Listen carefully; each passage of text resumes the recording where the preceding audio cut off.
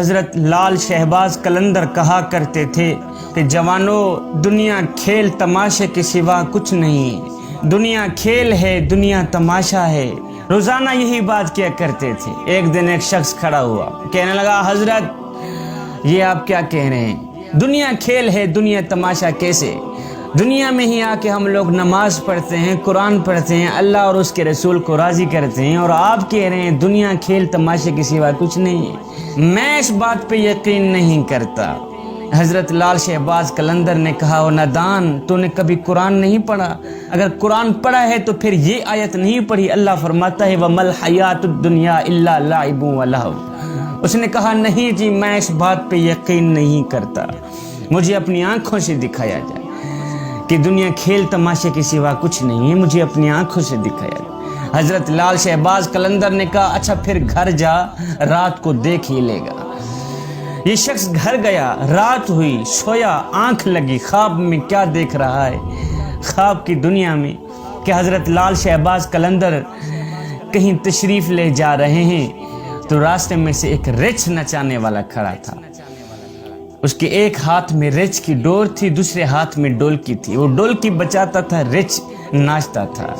حضرت لال شہباز قلندر جیسے ہی اس شخص کے قریب آئے تو آپ نے فرمایا میاں تو کون ہے؟ اس نے کہا جی میں قلندر ہوں، میں قلندر۔ تجھے پتہ نہیں ہے آج کل رچ نچانے والے کو بھی قلندر کہا جاتا؟ تو قلندر ہے؟ اس نے کہا ہاں میں قلندر۔ رچ نچانے والے نے کہا تو کون ہے؟ فرمایا میں بھی قلندر ہوں۔ کہا تو قلندر کیسا ہے؟ نہ تو تیرے ہاتھ میں رچ ہے، نہ تو تیرے ہاتھ میں ڈولکی ہے۔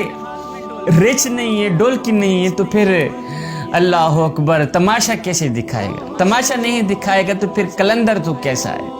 حضرت لال شہباز قلندر نے کہا اس طرح کر، پہلے اللہ اکبر تو مجھے تماشا دکھا، پھر میں تجھے تماشا دکھاؤں۔ اس رچ نچانے والے نے کیا کیا؟ ڈولکی بجائی، رچ تھوڑا اٹھ کر ناچنے لگا۔ ناچنے کے بعد اس شخص نے کہا میرا تماشا تو یہی ہے، اب آپ تماشا دکھائیں۔ حضرت لال شہباز قلندر نے کیا کیا؟ وہ شخص خواب میں دیکھ رہا، یہ کیا خواب سنا رہا، جو کہتا تھا میں نہیں مانتا وَمَا الْحَيَاةُ الدُّنْيَا إِلَّا لَعِبٌ وَلَهْوٌ کا ترجمہ کہ دنیا کھیل تماشے کے سوا کچھ نہیں، وہ خواب میں دیکھ رہا۔ حضرت لال شہباز قلندر نے جب اپنا تماشا شروع کیا تو حضرت لال شہباز قلندر نے کیا کیا؟ دو درخت تھے، ان کی دو ٹہنیوں کو آپس میں ملایا، نیچے سے ایک دروازہ بنا دیا۔ حضرت لال شہباز قلندر نے کہا میاں اس طرح کر، اسی دروازے سے گزر جا، آگے آگے جانا پیچھے نہ آنا، آگے ہی جانا پیچھے نہ آنا۔ اس رچ نچانے والے نے کیا کیا؟ اسی دروازے سے گزرا۔ جب اسی دروازے سے گزرا، جیسے ہی اندر گیا تو ماحول ہی بدل گیا، وہ دنیا ہی بدل گئی، وہ آب و ہوا ہی بدل گئی، وہ تتی ریت بھی نہ رہی، وہ گرم موسم بھی نہ رہا، اللہ اکبر، وہ دھوپ بھی نہ رہی، وہ گرمی بھی نہ رہی، ایک دم ماحول بدل گیا، ایک دم موسم بدل گیا، ٹھنڈا ٹھار موسم، خوشگوار موسم، سر سبز علاقہ، جہاں تک اس کی نظریں جاتی ہیں اللہ اکبر مختلف باغات نظر آتے ہیں، جنت ہی جنت نظر آتی ہے۔ دیکھ کر حیران رہ گیا کہ یا اللہ آخر ہو کیا گیا ہے؟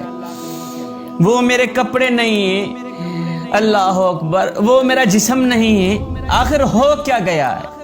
ابھی یہ سوچ ہی رہا تھا کہ دیکھا کہ گھوڑوں کے اوپر سوار ایک لشکر اس شخص کے پاس آ رہا ہے، سارے سپاہی ہی سپاہی نظر آتے ہیں گھوڑوں کے اوپر۔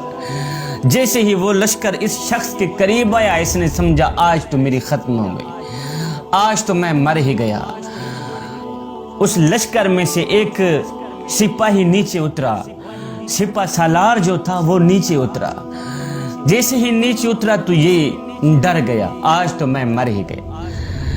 قبل اس کے کہ یہ منہ کھولتا کہتا ہاں بھی کیا کرنے میرے پاس آ رہے ہو، تو اس سپہ سالار نے کہا او بادشاہ سلامت، آپ کہاں گم ہو گئے تھے؟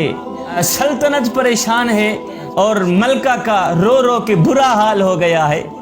او بادشاہ آپ کہاں چلے گئے؟ جلدی جلدی آئے نا، گھوڑے کے اوپر سوار ہونا، آپ کو واپس لے چلے۔ یہ شخص سوچتا ہوا گھوڑے کے اوپر بیٹھ گیا، چل دیے۔ جب آگے گیا تو اس نے ایک خوبصورت سا محل دیکھا، اللہ اکبر، بڑا ہی خوبصورت سا عظیم الشان محل دیکھا، اندر چلے گئے۔ جب اندر گیا تو ایک خوبصورت عورت بیٹھی تھی، ملکہ دوڑ کر آئی، اس کے گلے لگ گئی، اور میرے سرتاج آپ مجھے چھوڑ کے کہاں چلے گئے تھے؟ یہ بندہ پریشان آخر ہو کیا گیا؟ قصہ مختصر، شاہی پوشاک پہنا کر اس کو بادشاہی کرسی پہ بٹھا دیا گیا۔ اللہ ہو، جب یہ بادشاہی کرسی پہ بیٹھ گیا، وقت گزرتا گیا، ملکہ سے بچے پیدا ہوئے، بچے جوان ہو گئے، شہزادے ہو گئے۔ یہ شخص ساری زندگی سوچتا رہا کہ آخر ہو کیا گیا تھا۔ جوانی ڈھل گئی، بڑھاپا آ گیا، جسم میں جان نہ رہی، جسم میں طاقت نہ رہی، منہ میں ذائقہ نہ رہا، بڑھاپا ہی بڑھاپا ہے، ٹانگیں کانپتی ہیں، جسم کانپتا ہے۔ ایک دن ٹھنڈی ٹھنڈی ہوا چل رہی تھی تو یہ شخص محل سے باہر نکلا، جا کے کوئی ٹھنڈی ٹھنڈی ہوا لگا کے جب باہر گیا، چلتے چلتے چلتے چلتے عین اسی لشکر والی جگہ پر پہنچا۔